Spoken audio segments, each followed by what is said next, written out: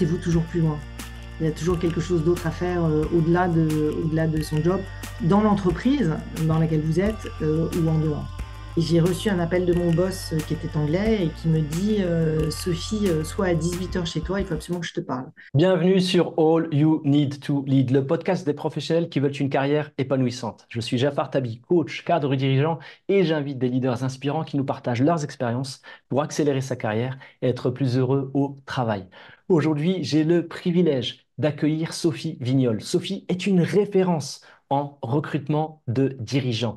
Elle est la future présidente de l'Association internationale des consultants en executive search et leadership. Après 15 ans en banque d'affaires, qu'elle quitte de manière inattendue, elle rejoint un cabinet de recrutement dont elle prendra la co-direction quelques années plus tard. En 40 ans d'expérience, elle nous partage les meilleures pratiques pour réseauter, recruter et se faire recruter. Cet épisode est une mine d'or pour identifier les compétences nécessaires aux leaders de demain.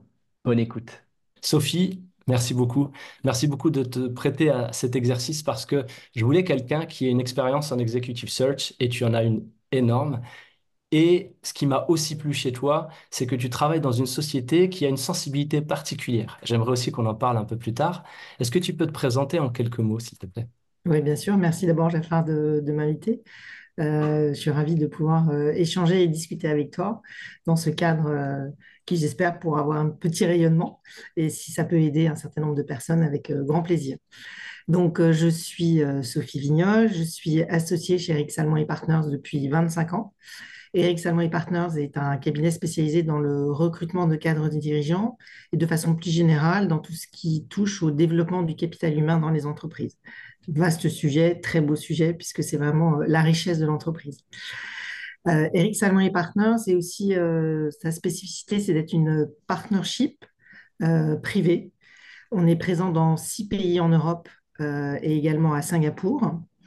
Et quand on dit partnership privé, cela se décline dans le fait que nous sommes, le capital d'Eric Salmon et Partners est détenu par 18 associés qui travaillent chez Eric Salmon et Partners, hein, qui sont répartis dans ces 7 pays. Et on a un modèle très particulier puisque au-delà d'être une partnership privée, pardon, je vais mettre mon portable, au-delà d'être une partnership privée, on est une partnership égalitaire. C'est-à-dire que les 18 associés détiennent exactement le même nombre d'actions et donc le même droit à la répartition des profits. Donc, au-delà de travailler sur un seul PNL, cette répartition égalitaire fait que ça favorise et ça illustre en fait l'approche d'équipe qu'on veut avoir sur un métier qui est souvent un peu individuel. On a là toute cette dimension collective au bénéfice de nos clients. En termes de dimension, on a à peu près une équipe de 130 personnes et on fait à peu près 35 millions d'euros de chiffre d'affaires. Alors moi, je travaille depuis 25 ans chez Eric Salmon et Partners sur les sujets les plus passionnants au sein de l'entreprise, en constante évolution, ce qui explique que finalement, je me lève tous les matins avec le même enthousiasme de faire ce métier pour continuer à accompagner les clients, mais aussi des candidats, pour découvrir chaque jour des nouvelles situations, des nouvelles histoires, des nouveaux profils de parcours, d'accompagner de nouvelles approches sur notre métier, donc effectivement en constant renouvellement. Et je trouve ici l'un des ancrages de notre métier qui est l'ouverture, la diversité, l'adaptabilité et surtout l'ancrage dans le monde réel, puisqu'effectivement, on accompagne des PME, des grands groupes, des sociétés sous LBO, donc partout des situations différentes sur lesquelles il faut faire preuve d'une très grande curiosité intellectuelle à développer. Pour ma part, j'ai un axe un peu spécifique puisque je travaille essentiellement sur tout ce qui est services financiers. Et dans les services financiers, je travaille beaucoup pour les fonds de private equity, tant pour recruter pour leurs équipes que pour accompagner les sociétés dans lesquelles ils vont investir, dans les sociétés de portefeuille. Je travaille aussi beaucoup pour des sociétés à gouvernance familiale ou à gouvernance un peu particulière dans lesquelles on retrouve l'État, comme effectivement des sociétés du portefeuille de l'APE, de l'Agence des participations de l'État, ou des gouvernances effectivement un peu institutionnelles. Et je travaille effectivement sur des mandats de cadres dirigeants, mais également aussi beaucoup sur l'accompagnement de la gouvernance, donc en recherchant des personnes pour des postes d'administrateurs indépendants. Voilà. Et sinon, à côté de cette expérience d'Eric Salmon et Partners, j'ai différents mandats. Je suis vice chair de l'AESC, qui est notre association professionnelle au niveau global. Et donc, je suis vice chair encore pendant 18 mois et je deviendrai chair de cette association en 2026. Voilà, donc ça, c'est un mandat sympa puisque c'est vraiment l'ensemble des cabinets d'executive search et de leadership consulting au niveau mondial. Je suis aussi très investie dans mon école HEC puisque j'accompagne HEC Alumni. J'ai été au bureau et au comité. Et là, maintenant que j'ai des cheveux blancs, je fais partie du comité des sages. Donc, ça, c'est sympa puisqu'on regarde effectivement le bon fonctionnement de la gouvernance d'HEC Alumni. Au travers du private equity, en fait, je suis aussi membre de l'association professionnelle France Invest et je suis dans le comité des nominations de France Invest. Je suis également au comité de rémunération d'un fonds de private equity qui s'appelle Cerea. Et je suis également administratrice de Revital Emploi, qui est une très belle association en fait qui a vocation à investir les contributions des sociétés qui font des PSE et qui doivent verser en fait une contribution. Et on les investit dans des sociétés qui vont avoir de l'impact en termes de création d'emplois. Donc c'est une façon de subventionner et de repartir sur des projets à impact soutenant les emplois. À titre personnel, donc j'ai 60 ans. Je suis mariée à Olivier Vignol, qui lui est CEO d'une activité de résidence service senior détenue par AG2R La Mondiale qui s'appelle Domitis. J'ai rencontré mon mari à HEC, dont je suis diplômée. On est diplômés tous les deux de la même promo. Donc, je fais partie de ces couples mixtes d'HEC. Et donc, je suis sortie de HEC avec mon diplôme et mon mari sous le bras. Donc, c'est sympa. J'ai 3 enfants. Mon fils aîné a fait HEC.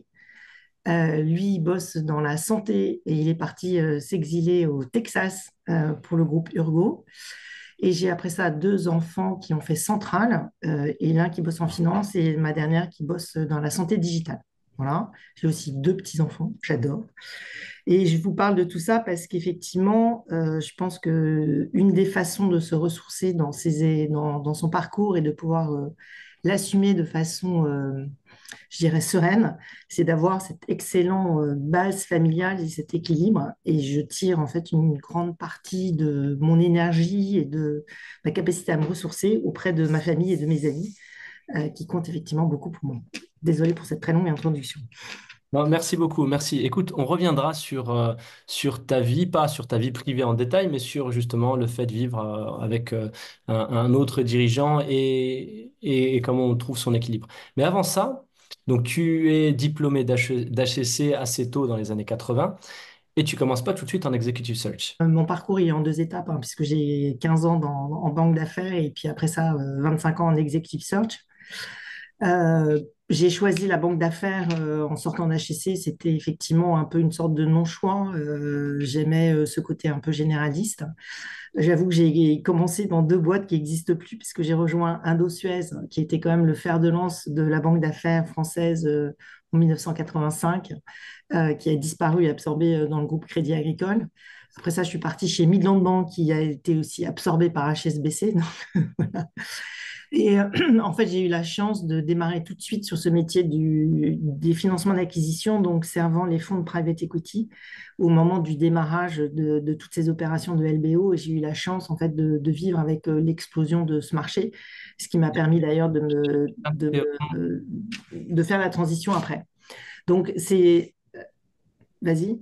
Pardon, je voulais juste, je pense que tout le monde n'est pas forcément familier avec le leverage buyout, donc n'hésite pas quand tu utilises des termes techniques, peut-être soit de les Ouais. citer pour les gens qui ne seraient pas éventuellement avec le Voilà, vernis. donc effectivement, moi, dans cette activité chez Indosuez, chez Midland, HSBC, donc j'apportais les financements bancaires à ces investisseurs qu'on appelle les fonds de private equity, qui rachètent en fait des sociétés non cotées, c'est pour ça qu'on appelle le private equity, et qu'ils le font avec un effet de levier. Et donc, ils investissent en capital et ils lèvent en fait ce qu'on appelle une dette.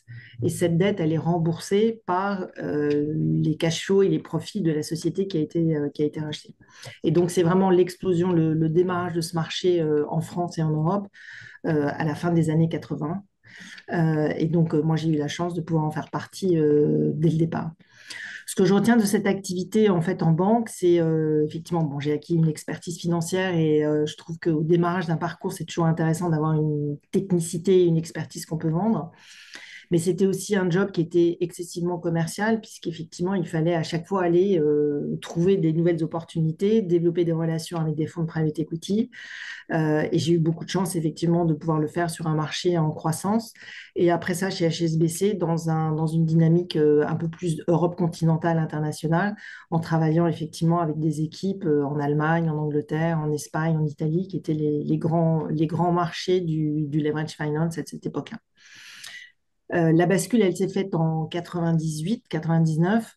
Excuse-moi, juste, je suis curieux. Vas-y. Tu parles de créer des relations de haut niveau. Quels sont, de ton expérience, les leviers qui te permettent de vraiment établir une relation de confiance avec des gens avec qui, derrière, tu vas pouvoir générer Ouais. des opportunités business? Alors, à cette époque-là hein, de mon parcours, la relation, elle se faisait en fait par l'expertise, l'exigence, la capacité à délivrer en fait finalement un service qui était la mise en place d'un financement. Et donc, la confiance que l'on crée au niveau du client, c'était effectivement de dire, je sens bien votre dossier et je serai capable de le porter jusqu'au bout et d'obtenir en quelque sorte mon accord comité et donc d'être là au jour où vous aurez besoin des fonds.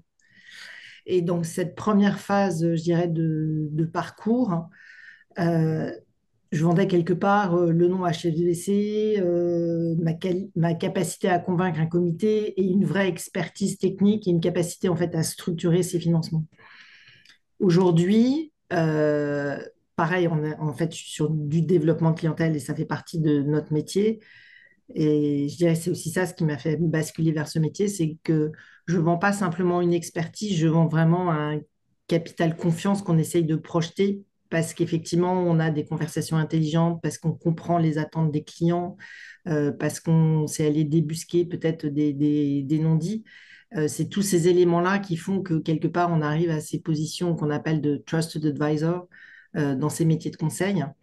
Et où ça, je dirais que l'expérience accumulée joue un rôle particulièrement important pour avoir finalement d'abord soi-même le niveau de confiance qui va vous permettre de projeter la confiance que les clients en face de vous cherchent à avoir avant de s'engager avec vous. D'accord, merci. Donc, si je traduis, il y a quelques mots-clés que j'aime bien, parce que j'essaie de me mettre dans la peau des auditrices, auditeurs. Tu parles de compétences, d'expertise. Ouais. Et tu amènes de la légitimité par ta compétence, ton expertise, qui se traduit aussi dans la manière dont tu vas pouvoir communiquer avec eux, peut-être exprimer leurs pain points Mm. parce que tu les as bien toi-même sentis. Et tu as parlé de reliability, de capacité à tenir ses engagements. Exactement. Et, enfin, et en tout cas, dans cette première partie je dirais, de parcours, donc entre 21 et 35 ans. Je dirais, parce que j'ai effectivement commencé à bosser hyper tôt. Je ne sais pas si je pourrais partir en retraite super tôt, mais j'ai commencé à bosser super tôt. C'est vraiment acquérir une expertise et une compétence qui permet de grandir dans le métier et donc de projeter ce niveau de confiance dont on a d'abord besoin à titre personnel et qui va vous accompagner tout au long du parcours. Et c'est vrai que démarrer par quelque chose d'un peu ouais, de compétences un peu techniques et pas simplement sur, je dirais, sur de la gestion de projet ou sur du management ou autre. Je pense que c'est important au démarrage de son parcours professionnel. Petite pause. Si vous aimez ce podcast, aidez-moi en mettant une note 5 étoiles ou un pouce vers le haut. Merci. Ouais, j'adore. Beaucoup de personnes me sollicitent pour savoir s'il faut qu'ils fassent de la technique ou du management. Et je leur dis, le management, c'est forcément sur du contenu quelque chose. Vous pouvez pas juste manager général, ça veut rien dire. Donc personne vous sélectionnera. Et j'adore aussi ton approche. Alors, je me dis un truc là. Peut-être que certains des auditrices, auditeurs, là, vont se dire, ouais, mais attends, elle a fait HEC, Central Paris pour ses enfants, etc. On est un peu dans la A-team de l'éducation française. Pourtant, tu as quand même 20 et quelques au moment où tu es en face de clients qui sont seniors. Et la question de légitimité, y compris le propre sentiment qu'on a de est-ce que je suis légitime ou pas, comment toi tu l'as surmonté? J'imagine que tu as été aidé peut-être par ton diplôme et par le stamp HSBC Ouais. voilà. Quels sont les conseils que tu peux donner pour les gens qui se sentent pas forcément légitimes parce que encore un peu jeunes et pourtant exposés à des seniors? Ouais, alors déjà, je pense que quand j'étais jeune, j'étais assez timide. Et donc, quelque part, j'ai construit ma capacité à convaincre sur le fait que ce que je dis, que je parlais peu, mais que j'essayais de dire des choses justes. Et donc, on rejoint à nouveau cette dimension quelque part d'expertise ou technique, parce que c'est plus facile finalement de vendre quelque chose sur lequel on a acquis de l'expertise plutôt que de se vendre soi-même. Voilà. Et en fait, effectivement, j'ai sans doute été aidée par mon diplôme qui m'a permis d'entrer dans une bonne boîte, d'avoir déjà vu à l'école un certain nombre de situations, de pouvoir aller, voilà, de pouvoir aller vite, etc.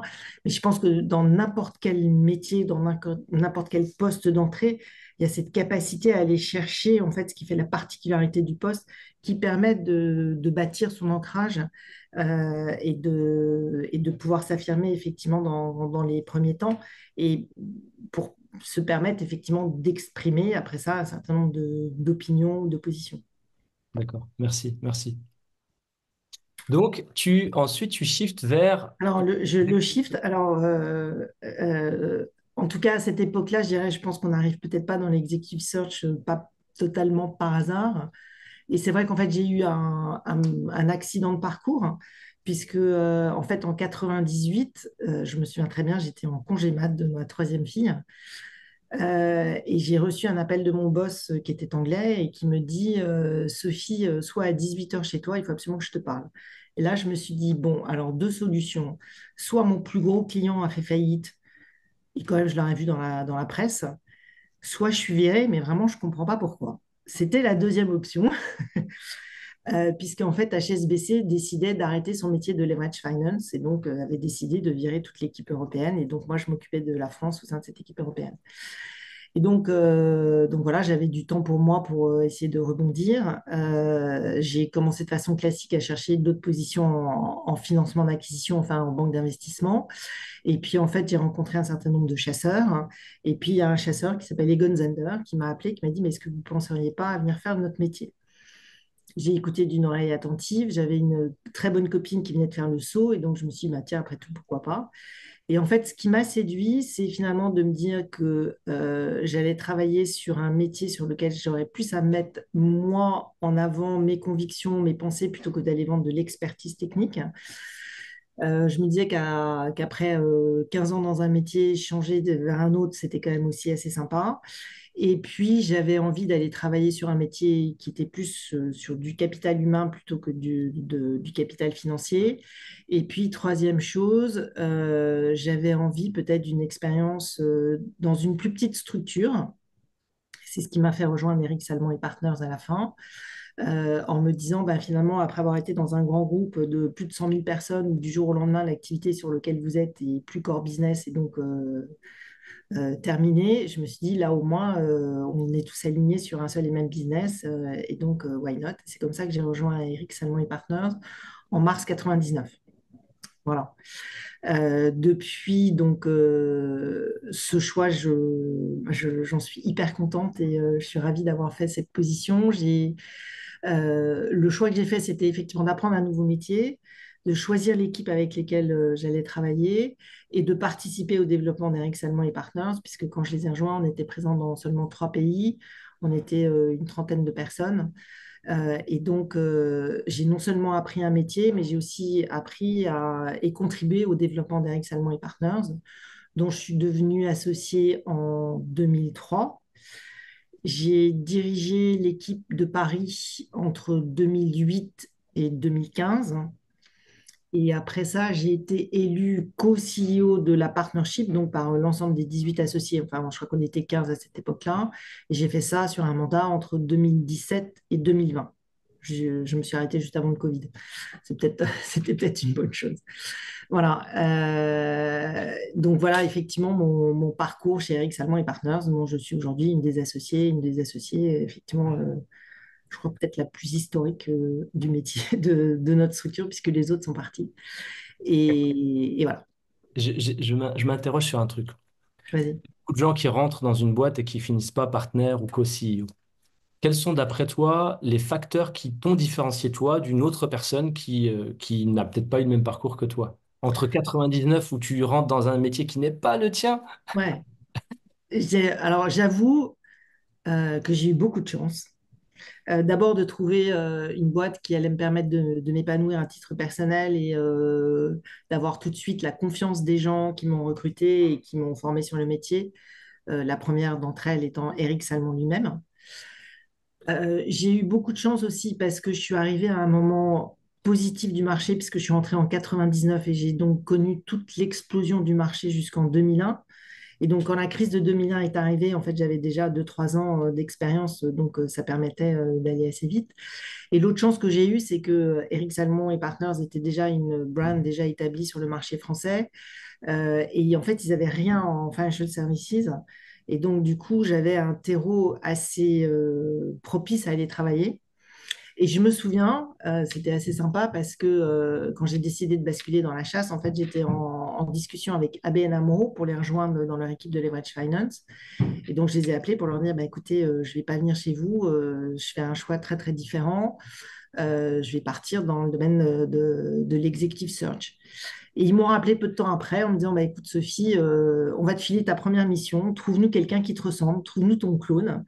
Et donc j'ai pu effectivement démarrer assez vite et avoir en fait de la traction assez rapide. Et je pense que c'est ça aussi ce qui m'a aidé à me développer. Mais fondamentalement, je pense que j'aimais ce métier, j'aimais l'équipe, j'ai bossé, j'ai beaucoup bossé effectivement. J'ai appris. Et puis j'ai eu de la chance, puis ça s'est bien déroulé. D'accord. J'adore ta synthèse. Je rajoute un truc que tu l'as déjà dit, mais ce dont tu as aussi bénéficié, c'est le fait d'avoir un parcours et un set de compétences qui est Hmm. peu disponible dans la société dans laquelle tu vas.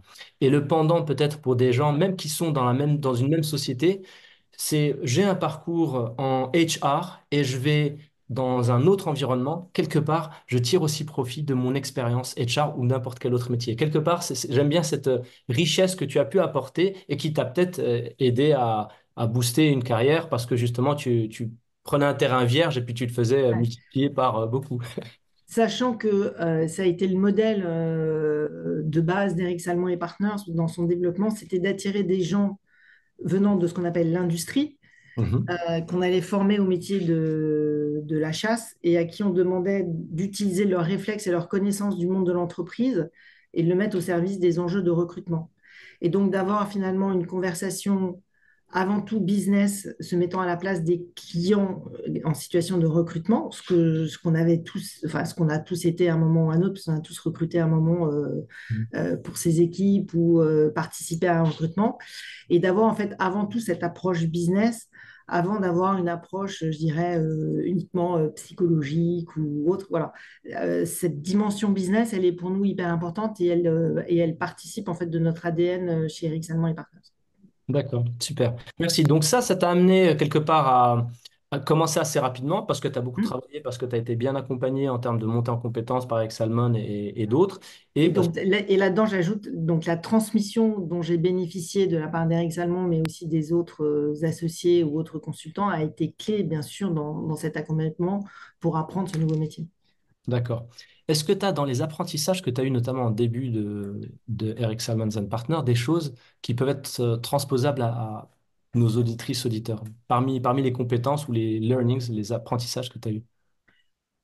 Euh, donc, la première chose, c'est effectivement de pouvoir bénéficier d'une certaine transmission, une capacité à travailler avec les autres. Et je pense que effectivement, il faut avoir des gens qui sont prêts à le faire, hein, mais il faut aussi être soi-même dans une position où on va observer, demander, aller chercher l'appui des uns et des autres, et pas se dire j'arrive et je sais déjà tout.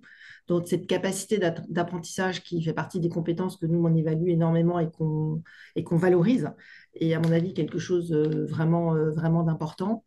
Après ça, j'ai eu la chance de pouvoir tirer un certain nombre de parallèles entre le métier que j'avais fait auparavant et le nouveau métier que je faisais en executive search. Par exemple, on parle toujours de closing.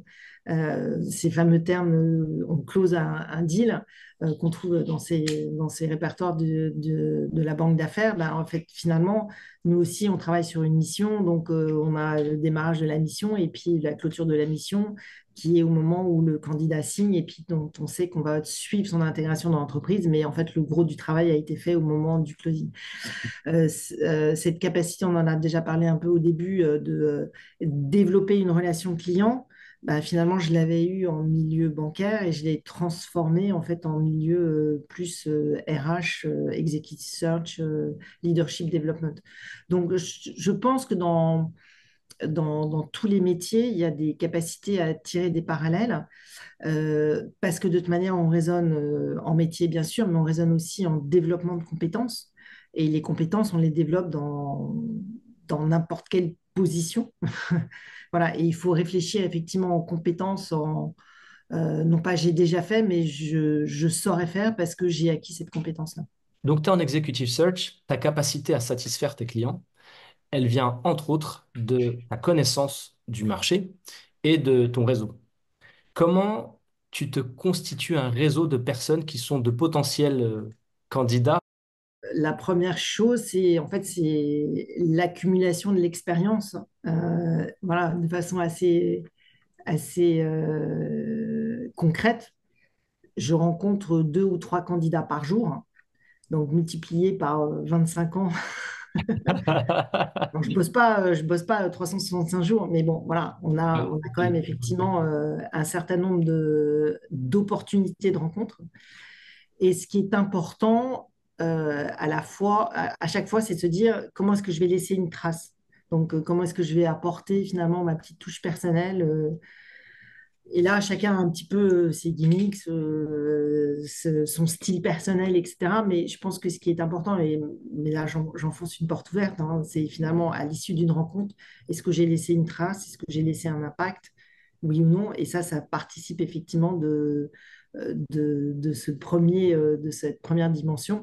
Mais en sachant que notre métier d'executive search, c'est pas simplement d'avoir un réseau et de le développer, hein. Il y a quand même beaucoup de boulot derrière, beaucoup de techniques, d'expertise, de rationalisation dans les approches, etc. Mais c'est vrai que cette dimension réseau est importante et on s'en sert effectivement dans tous les sens. Donc, le réseau est clé.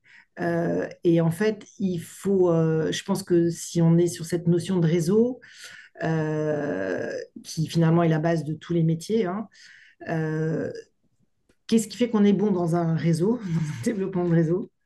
Pour moi, la première question, la première réponse qui est évidente, c'est parce qu'on aime les gens. C'est parce qu'on s'intéresse à eux, qu'on se dit qu'on va apprendre par eux, qu'on a envie, voilà, qu'on a envie de connaître et de rentrer dans une relation et pas simplement d'être superficiel et de passer à autre chose. Donc, cette capacité à s'intéresser et à aimer les gens est pour moi une chose qui est primordiale. Mais le deuxième conseil, alors je ne sais pas si c'est le premier ou si c'est le deuxième, c'est que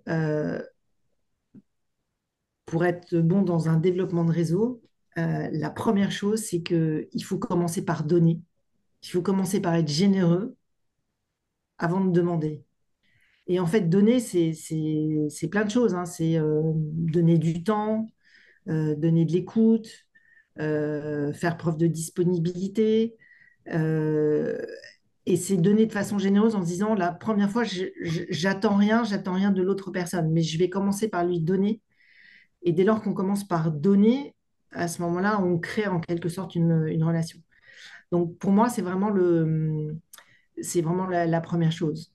Donner avant de demander. D'accord. Euh, le, le troisième sujet, le troisième conseil, je dirais, c'est que il faut commencer super tôt. Et il faut avoir conscience en fait de toutes les opportunités où on peut finalement commencer à se créer un réseau. Et le réseau, c'est plein de choses. En fait, il y a plein d'opportunités, il faut juste en avoir conscience. On a du réseau par sa famille, on a du réseau par ses écoles, on a du réseau aussi, bien sûr, par son business, on a du réseau par ses passions, on a du réseau par le sport, on a du réseau par les engagements associatifs qu'on peut avoir.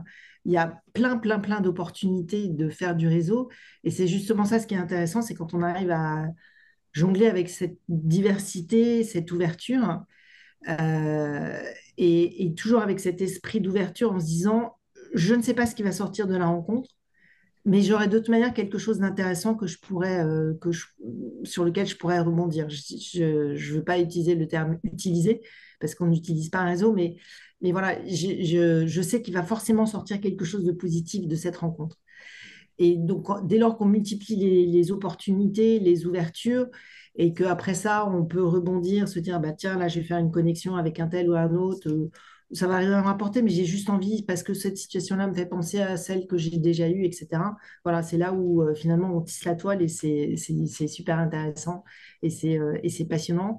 Et je pense que on est bon dans ces développements de réseau quand on le fait spontanément, quand on le fait de façon sincère et authentique, et ça revient à mon premier conseil, quand on ne cherche pas forcément à obtenir un résultat. Voilà. Je pense que cette capacité à donner de façon généreuse est sans doute intéressante et permet d'être authentique dans le développement de son réseau. Super, merci beaucoup. Je pense que ces conseils sont extrêmement précieux, quel que soit son âge, y compris tout au début. Moi, je sais que c'est une des erreurs que j'ai faites au départ, hein. Je pensais que ma carrière allait se faire par l'impression que j'allais donner à mon N+1. Donc, j'avais un Ouais. réseau plutôt restreint. Et heureusement, j'ai corrigé ça ensuite. Petite question pratique cette fois-ci. Tu rencontres 3 candidats tous les jours. Comment tu utilises peut-être des outils digitaux ou pas pour essayer d'avoir une mémoire enhanced, un peu plus enrichie que juste ce que tu retiens? Alors, c'est vrai qu'on a dans ces métiers d'executive search où notre savoir-faire, c'est la capacité à gérer un grand nombre de contacts. On est quand même aidé par des outils métiers, hein. Donc, toute personne qu'on rencontre est dans une base de données qu'on va qualifier, sur lequel on a un certain nombre d'informations qui peuvent ressortir, etc. Après ça, c'est vrai que ce qui est intéressant, c'est de pouvoir envoyer des petits signaux. Et donc, tous ces nouveaux outils digitaux nous ont énormément apporté dans la qualité de la relation qu'on pouvait avoir avec les gens. Donc, sans parler des Facebook ou autres qui rappellent les dates d'anniversaire où c'est facile d'envoyer un petit texto juste pour dire, bah, tiens, je repense à toi, c'est sympa. Il y a effectivement tout ce qu'on peut faire pour se manifester à un moment, à un moment un peu clé. Donc, effectivement, toutes les nominations qu'on suit, bah, on envoie un petit texto ou on fait un petit appel pour dire bah, tiens, je suis hyper content pour toi, c'est super, etc. Des publications aussi qui sont sorties ou la participation à un événement ou un truc comme ça, voilà, ça peut donner lieu à des petits rappels. Donc, l'idée, c'est d'avoir finalement des outils de suivi sur des personnes ciblées qu'on veut suivre et de se remanifester de façon peut-être un peu informelle. Et voilà, ça participe effectivement de l'attention qu'on porte à l'autre, qui est une attention, je dirais là aussi, sincère et généreuse, et qui démontre effectivement que vous êtes quelqu'un aux yeux de cette personne. Enfin, pardon, que cette personne Hmm. est une personne importante à vos yeux. D'accord, merci, merci. Un de tes rôles, c'est donc d'aider les gens à trouver les bonnes personnes pour remplir un Mm. certain nombre de fonctions. Et je sais, pour moi aussi avoir été recruteur, qu'on a des fois des biais humains de, bah tiens, j'aime bien cette personne-là. Ce que je sais pas, c'est que je l'aime bien parce qu'elle me ressemble sur certains Mm. traits, par exemple. Comment tu fais, toi, pour quelque part t'assurer d'une plus grande diversité dans les recrutements? Comment tu fais pour, tout en écoutant les aspects culturels associés à une société, donc il y a peut-être des gens que tu n'as pas envie de recruter, même s'ils seront peut-être bien dans l'absolu, ils y fiteront pas. Comment tu fais pour aider, ou comment on fait pour bien recruter? C'est une question un peu Ah, globale. premier conseil, on fait appel à un bon cabinet de chasseurs de tête. Eric Salmon et Partners, par exemple. Voilà. Trêve de plaisanterie, passer par un conseil extérieur aide en fait à suivre un process, à structurer un process et à quelque part donner un éclairage autre que juste le sien. Donc voilà, je pense que la diversité des parties au cours d'un recrutement est quand même clé. Et donc, ce qui est important, c'est d'avoir conscience du contexte du recrutement. Donc, cette partie, je dirais plus culturelle, environnement, mode de management, contexte aussi, plein développement, restructuration, gestion, etc. Ça ne donne pas les mêmes profils. Il faut comprendre les attentes du poste et puis il faut comprendre effectivement le profil qui est recherché. By the way, il n'y a jamais un mauvais candidat et un très bon candidat. C'est dans l'absolu, c'est toujours par rapport à un contexte, hein. Et donc, on a aussi dans notre métier à gérer des frustrations parce que souvent, on a l'impression de présenter des candidats mais super intelligents, hyper bons, euh, et le match se fait pas en face. Et donc, pourquoi? Ben, on reste des humains et donc la connexion s'est pas faite. Donc, et c'est ce qu'on dit toujours à nos candidats qui sont malheureusement pas retenus, c'est plus lié à un contexte et à un ensemble de critères, mais c'est certainement pas parce que vous n'êtes pas bon, quoi. Enfin, voilà, c'est toujours par rapport à un contexte et c'est jamais dans l'absolu. Euh, on a l'habitude de toujours travailler sur trois éléments, si j'ose dire, dans les évaluations et dans les recrutements.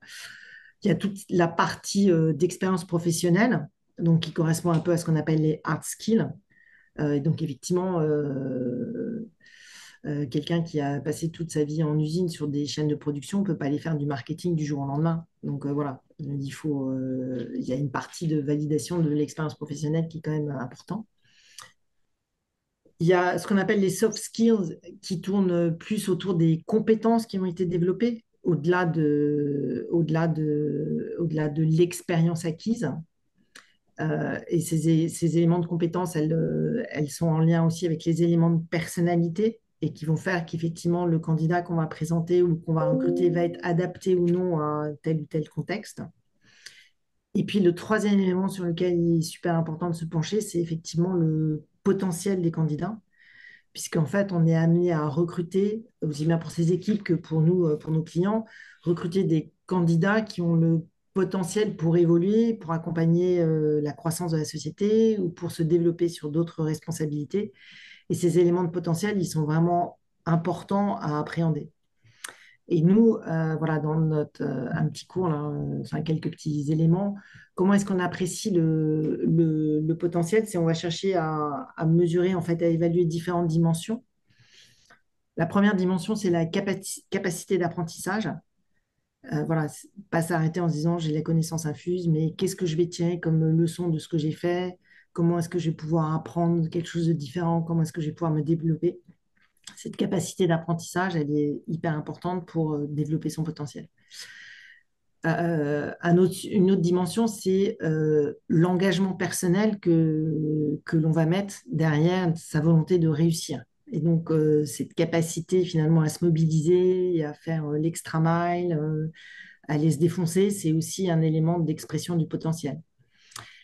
Euh, cette capacité à se dépasser est aussi effectivement très important. Euh, l'autre dimension, c'est tout ce qu'on va tourner autour de l'insight et de la curiosité intellectuelle. C'est la capacité à aller chercher des éléments de comparaison, à pouvoir faire de la synthèse, à pouvoir retenir les éléments qui sont importants pour pouvoir aider à la prise de décision. Donc cette agilité, cette curiosité intellectuelle, on va aller la rechercher dans des candidats pour évaluer leur potentiel. Et puis, le dernier élément dans cette analyse du potentiel, c'est l'axe en fait qui porte sur les drivers personnels de motivation. Qu'est-ce qui va pousser un candidat, voilà, qu'est-ce qui le motive dans l'absolu? Est-ce que c'est l'argent? Est-ce que c'est le pouvoir? Est-ce que c'est la reconnaissance? Est-ce que c'est l'impact? Est-ce que c'est les équipes? Voilà, il faut essayer de comprendre un petit peu les ressorts personnels et voir comment ils sont bien alignés par rapport au contexte. Donc, c'est ces différents éléments-là qu'on va essayer d'appréhender sur l'évaluation du potentiel. Alors, Top, top. Si vous écoutez et que ça vous intéresse, je vous recommande de faire pause, de prendre des notes et peut-être de réfléchir sur chacun des items que Sophie vous a mentionnés parce que ça vaut vraiment le coup, je pense, de faire sa propre auto-évaluation sur le sujet et regarder s'il y a des opportunités de développement. Et justement, à propos d'opportunités de développement, je sais que tu accompagnes aussi des exécutifs qui sont des gens déjà aguerris. Est-ce que tu observes un certain nombre de challenges qui sont rencontrés à haut niveau et qui sont peut-être des axes de développement qu'il peut être utile de considérer même quand on est peut-être moins avancé? Euh, ouais, les axes de développement, je dirais,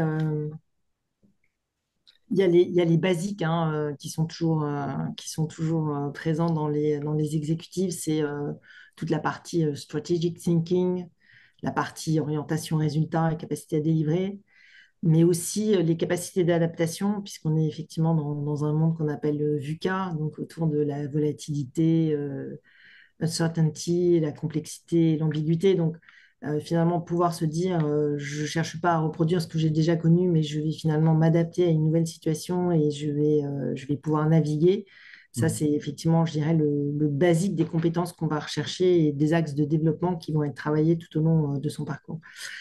Mais aujourd'hui, je dirais que ce qui me semble important, à cultiver et à développer, c'est un côté, une approche peut-être un peu plus entrepreneuriale, à savoir développer sa responsabilisation, son accountability, sa capacité finalement à avancer sur identifier et avancer sur des opportunités avec y compris la partie prise de risque inhérente à ça.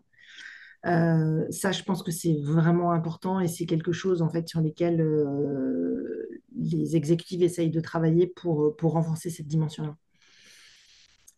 La, la deuxième dimension, c'est être vraiment un agent du changement.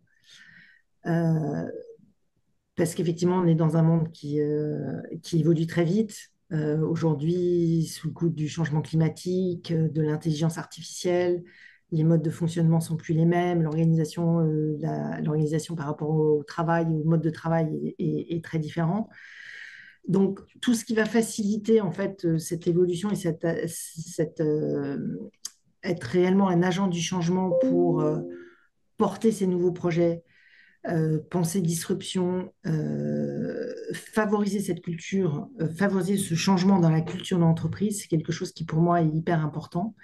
Et ça rejoint finalement l'agilité, l'insight, la curiosité intellectuelle, qui fait que on ne va pas continuer à faire exactement ce qui a été fait dans le passé, mais on se dit mais comment est-ce que je vais apporter davantage, comment est-ce que je vais être un conquérant et un agent du changement.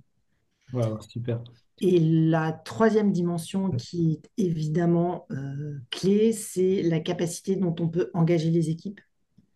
Et la façon dont on engage les équipes, les collaborateurs, a été complètement transformée au cours des dernières années. On n'est plus sur une approche top-down, on est beaucoup plus sur un mode collaboratif, dans lequel en fait chacun doit trouver sa place. Le leader doit donner le sens collectif, faire jouer le collectif, mais il faut que chacun puisse y contribuer. Et donc ça, je pense que cette capacité à réellement engager les équipes est vraiment un axe de développement hyper important pour un top exécutif. Et c'est pas simplement définir un cap, hein, mais c'est aussi la façon dont on va le faire vivre à l'ensemble des équipes, hein, puisque bien sûr, la force et surtout la diversité permet d'être encore plus performant. D'accord. Merci, merci pour ça. Euh, Si on continue là dans le temps, on est en 2035. D'après toi, alors je vais essayer de faire du guesstimate de ce que pourrait être un excellent leader de 2035. C'est quoi le leader du futur, d'après toi? Alors, le leader du futur. D'abord, il a toujours pour moi les mêmes valeurs, mêmes valeurs managériales qu'on a aujourd'hui et qui sont nécessaires, qui sont les valeurs de courage, euh, l'énergie, parce que pour être un leader, il faut avoir de l'énergie pour entreprendre, pour ouvrir les champs d'horizon, faire sans arrêt refaire, etc. Et puis de l'authenticité, parce que je pense qu'on est finalement, quand on croit à ce qu'on fait, et qu'on met toute son énergie à délivrer ce qu'on veut faire, voilà, il y a pas de distorsion, il y a un plein alignement. Et donc, cette authenticité fait, pour moi, est vraiment un booster de ses performances. Et le leader de demain, je dirais aujourd'hui, c'est celui qui va penser, qui va agir et qui va connecter les gens autour de ces fameux 3 P, les people, les profits et la planète. Donc, tout ce qui est finalement la sustainability et la solidité du développement en pouvant servir ces 3 dimensions, ça fait vraiment partie pour moi du leader de demain. D'accord. Tu me tends la perche pour parler Bicor. Ouais, Alors, Eric Salmon and Partners, vous avez été reconnu Bicorp il n'y a pas longtemps. C'est ouais, en quoi Bicorp? octobre 2023, ouais. C'est quoi Bicorp? Bah, c'est rentrer dans une communauté qui pense que on peut faire business as a force for good en ayant un impact sur la société et sur l'environnement. Euh, et pourquoi est-ce que nous, on est rentré dans cette démarche? C'est parce que, vu qu'on travaille, nous, sur le capital humain, on pense qu'on peut effectivement aider nos clients dans leur transformation euh, en les aidant à recruter des nouveaux profils qui soient plus orientés finalement responsabilité sociétale, environnementale, au-delà de leur performance de leader. Euh, Cette démarche qu'on a fait, elle nous a aussi forcé à réfléchir sur la façon dont nous, on faisait notre business. Et donc, quelque part, c'est aussi une démarche qui est en écho avec ce que doivent faire nos clients. Et en ayant vécu cette expérience, ben, on est à même d'en parler, d'échanger avec nos clients sur ce que ça peut leur apporter, ce que ça nous a apporté et comment est-ce qu'on peut les aider à entrer dans cette démarche-là. Et puis, je pense que c'est un élément fondamental pour créer une culture d'entreprise. Et vu que nous, on est sur un business qui aide à établir, à avoir le bon capital humain et avoir les bonnes règles de gouvernance, bah, c'est clair que ça trouve un écho fort hein, dans lequel on veut effectivement apporter notre pierre à l'édifice. Et comme toujours dans ces nouvelles approches, la première étape, c'est la prise de conscience. Et cette prise de conscience, elle est vraiment importante. Hein. Et elle nous a permis, effectivement, en y réfléchissant, bah, de se dire, bah, là, je pourrais faire différemment. Là, il faudrait que je pousse un peu plus du conseil. Là, il y a un angle que je pourrais développer pour mon client. Donc voilà, c'est un chemin continu. La certification Bicorp, d'abord, elle est remise en cause tous les 2 ans, donc il faut démontrer la démarche qu'on fait en continu sur les 5 piliers identifiés par Bicorp, qui sont effectivement les éléments de gouvernance, les éléments de people collaborateurs, les clients, les communautés, au travers de tout ce qui est diversité, inclusion, l'engagement social, etc. Et puis aussi le dernier volet environnement, même si effectivement nous, on a peut-être un petit peu moins d'impact sur l'environnement en étant une activité juste de conseil. Voilà. Mais en tout cas, sur les autres, sur tout ce qui est gouvernance, tout ce qui est collaborateurs, clients et communauté, je pense qu'on a pas mal de choses à faire et avec un rayonnement qu'on espère positif pour l'ensemble de cette communauté. Est-ce que tu as peut-être un exemple concret de ce que vous faites différemment? Bah, c'est notamment effectivement essayer de pousser davantage sur tout ce qui est diversité et inclusion. Donc on est très sensible effectivement à présenter des profils euh, dans nos shortlists de candidats, d'avoir beaucoup plus de diversité. Alors en France, on est quand même beaucoup sur la diversité de genre. Hein. Dans d'autres pays plus avancés, ça va être sur des diversités culturelles, des diversités ethniques. En Angleterre, par exemple, ils commencent à mesurer cette diversité ethnique. Nous, on n'a pas le droit de le faire en France, du fait de la CNIL. Mais je pense que ces sujets-là, à chaque fois qu'on peut démontrer, pousser, voilà, et en étant nous-mêmes convaincus de la force que ça peut apporter, c'est quelque chose qu'on fait effectivement un peu différemment. Mhm. Et justement à ce sujet, parce que Homme-femme, on a tous le droit de mesurer ça. Enfin, en tout cas, dans tous les pays que je connais, on a le droit de mesurer le taux de femmes, d'hommes sur des postes, les salaires moyens, etc. On ne peut pas trop le faire sur d'autres caractéristiques. Quand tu es en France et que tu es soumise à la législation française, est-ce que ça veut dire que vous, en tant que cabinet de search, vous allez proposer et vous allez juste monitorer la partie homme-femme? Ou comment vous faites quelque part pour assurer un peu plus de diversité que les seules métriques sur lesquelles vous êtes autorisé à... Bah, tu sais, déjà, la diversité, ça peut commencer par la diversité de parcours, hein. Et donc, quelque part, pousser un recruteur à ne pas aller chercher le clone de la personne qui vient de quitter son poste ou son clone à lui, pour ouvrir vers effectivement plus d'inclusion, c'est un premier élément. Même Mhm. si à la fin du fin, c'est le client qui décide et qui, quelque part, pour minimiser son risque, va peut-être vouloir aller à la facilité et recruter un peu sur les mêmes critères que ceux qui ont prévalu pour le sien. Mais je pense que ces éléments-là, on essaye de les pousser. On essaye d'ouvrir effectivement sur des nationalités différentes. On est sensible aussi aux expériences mixtes. Je sais pas, je dis public-privé, associatif-privé, etc. Voilà, en essayant de mettre en avant la richesse de ces expériences qui va forcément venir nourrir le profil des candidats qu'on présente. On avait parlé en tout début de discussion de tes trois enfants, de tes deux petits-enfants. Comment tu fais pour gérer une carrière où tu as des clients qui sont exigeants, qui comptent sur toi et tu sais que le fait d'être capable de livrer, de tenir ses promesses, c'est super important, avec peut-être d'autres contraintes personnelles associées à la famille, au couple, à ta vie privée par ailleurs en général? Ouais. Moi, je dirais, la première chose, c'est qu'il faut faire un job qui te plaît, dans une équipe que tu apprécies et qui t'apprécie, et dans une société qui fait du sens pour toi. Alors, vous allez me dire, OK, c'est le paradis, etc., ça n'existe pas. Moi, je trouve que enfin, je l'avais trouvé dans la banque. Et honnêtement, je l'ai trouvé chez Eric Salmon et Partners. J'ai peut-être beaucoup de chance. Tout le monde n'a pas cette chance-là. Mais quand effectivement on a ces trois facteurs-là alignés, ça permet effectivement d'avancer et de mener son parcours. Euh, Après ça, je pense que ce qui est vraiment hyper important, c'est d'être aligné par rapport à ses choix. Et donc, il y a peut-être un moment où il y a une composante qui sera plus importante que l'autre. Mais il faut savoir l'accepter et se donner les moyens de le faire. Voilà, quand on fait le choix de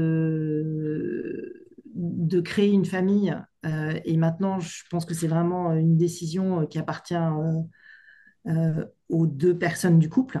Et les responsabilités sont nettement plus partagées peut-être que ce que nous, on connaissait à notre génération. Mais il faut l'assumer, voilà, et se dire, bah, aujourd'hui, ma priorité, c'est peut-être ça, et donc je peux accepter de mettre quelque chose un petit peu en recul ou en stand-by, mais je sais pourquoi je le fais, et du coup, je suis alignée par rapport à ça. Euh, et il faut l'assumer, voilà. Moi, c'est vrai, j'ai eu la chance de toujours avoir un métier qui me plaisait et dans lequel j'étais investie, peut-être même surinvestie. J'ai beaucoup bossé, effectivement. Je bosse souvent tard chez moi. Mes enfants me disent, mais maman, qu'est-ce que tu fous? Nous, on fait plus ça. Mais voilà, je l'ai fait et quelque part, ça m'a pas coûté.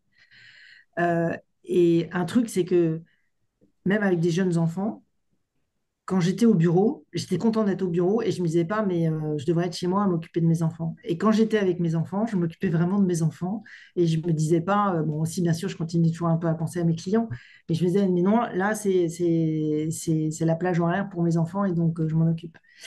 Et d'avoir réussi à tenir cet équilibre, ça m'a vraiment porté. Et l'équilibre, c'est effectivement sa famille proche, c'est sa famille un peu élargie, c'est aussi ses amis. Voilà. Et donc, tout ça, c'est un très fort équilibre. Et c'est vrai que pour moi, ça fait partie de ma capacité à me ressourcer. Et j'en viens à une des valeurs que je donne aux leaders, qui est d'avoir l'énergie. Et voilà, pour moi, c'est vraiment la façon dont je me ressource. D'accord, merci beaucoup. J'adore tes messages et ce que j'entends aussi beaucoup, ce que je partage également dans les différents podcasts que j'ai eu dans le passé, c'est quelque part, tu peux pas faire de trade-off qui soient idéaux. ce que tu fais, c'est simplement un arbitrage. À partir du moment où Mm. tu décides de travailler plus parce que tu es passionné par ton travail, parce que tu as envie de tenir tes engagements, etc., et que tu vas rentrer un peu plus tard ce soir, mais pendant que tu es au travail, quelque part, tu livres ton travail et tu le fais avec le plaisir de faire ton travail, et tu assumes le fait que tu rentreras un peu plus tard. Et par contre, rien ne t'empêche, une fois à la maison, de t'occuper cette fois-ci aussi pleinement que possible de tes enfants. Et je pense que on idéalise un peu trop l'équilibre pro-perso comme étant je fais 35 heures et puis j'ai une carrière de folie. Je ne connais pas. Non. Non, et puis après ça, ça marche pas, le one size fits all, ça marche pas. Je pense que c'est vraiment Mhm. en fonction de chacun. Et puis, je trouve que quand même, l'entreprise offre quand même des moyens de se développer, de décupler son impact.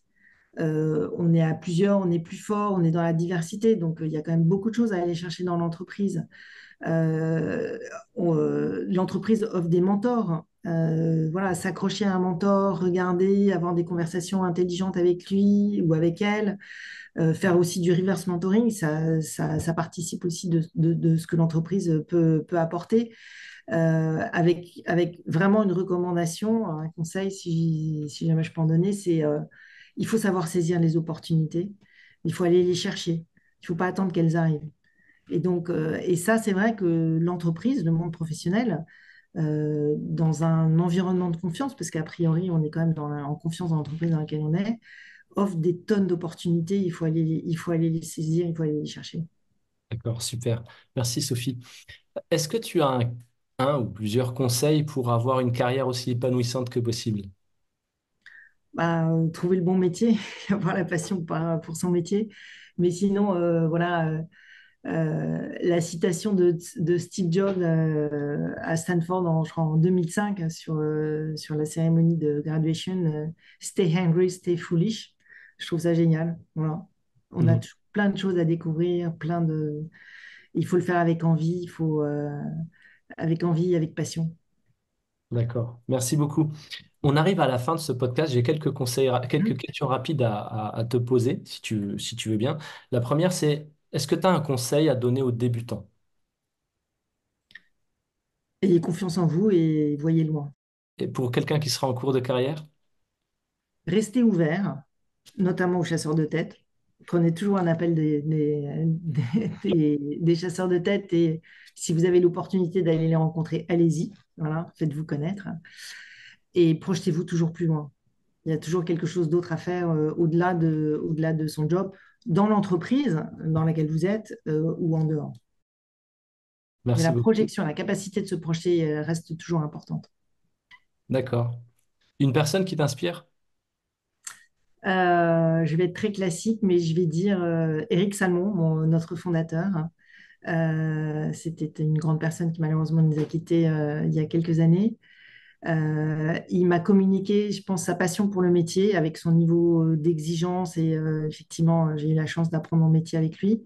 Mais ce que j'ai appris aussi avec lui, c'est son côté entrepreneur, puisque Eric, en fait, a été un des seniors partners des Gonzander qui a décidé de partir monter sa propre structure, donc devenir un petit challenger à côté d'une structure déjà établie. Et dans sa capacité d'abord à franchir le gué, à franchir le pas pour monter sa propre aventure, il a toujours eu avec une optique de transmission. Et pour moi, cette transmission et cette vision long terme, elle est clé quand on veut être un entrepreneur. J'ai beaucoup appris avec lui. Mhm. Et donc, ça en revient aussi peut-être à cette notion de générosité pour le réseau. Qui dit transmission et vision à long terme dit de la générosité vis-à-vis des gens qu'on fait grandir à ses côtés. D'accord, super, merci. Est-ce que tu as une citation? Euh, ouais, je dirais, parce que ça fait partie de moi, tout le monde me dit que je suis un peu trop optimiste, le pessimisme est d'humeur et l'optimisme est de volonté. Nice, nice, merci. Et est-ce que tu as un livre à recommander? Ça, c'est plus compliqué. Euh, J'avoue que je me suis plongée avec délectation dans toute l'épopée là, écrite par Éric Emmanuel Schmitt sur la traversée des temps, où on suit l'histoire de deux personnes un peu éternelles, Noam et Noura, qui vivent un amour éternel et qui nous emmènent au travers de l'histoire de l'humanité. Donc ça commence par le déluge et l'arche de Noé, Après ça, on part en Mésopotamie, autour de la tour de Babel. La prochaine étape, c'est les pharaons. Et en fait, c'est extraordinaire parce il y a plein de choses de l'histoire de l'humanité qu'on retrouve et qui sont encore des fondamentaux de notre civilisation aujourd'hui. Donc, c'est un très beau voyage que je vous conseille de suivre. D'accord, merci bien. Comment on peut te suivre? Si tu veux qu'on te suive, et sous quelle forme? Eh bien, écoutez, je suis sur LinkedIn, donc pas de problème pour être en contact avec vous via LinkedIn. Je ne suis pas toujours très à jour des contacts et des réponses que je fais. Sinon, effectivement, on peut m'appeler, on peut m'envoyer des mails. Voilà. J'essaye effectivement de retourner les appels et puis venez nous rencontrer chez Eric Salmon et Partners, D'accord, super. Je prends note et je partagerai ton lien LinkedIn si tu es d'accord bien dans le sûr. commentaire du podcast. Est-ce que tu as un dernier mot à nous partager? Merci pour votre écoute, si jamais vous avez été jusqu'au bout. En tout cas, c'était sympa. Bravo à toi, Jafar, pour cette initiative et surtout cette reconversion que tu fais, avec là aussi, je pense, beaucoup de générosité et de passion.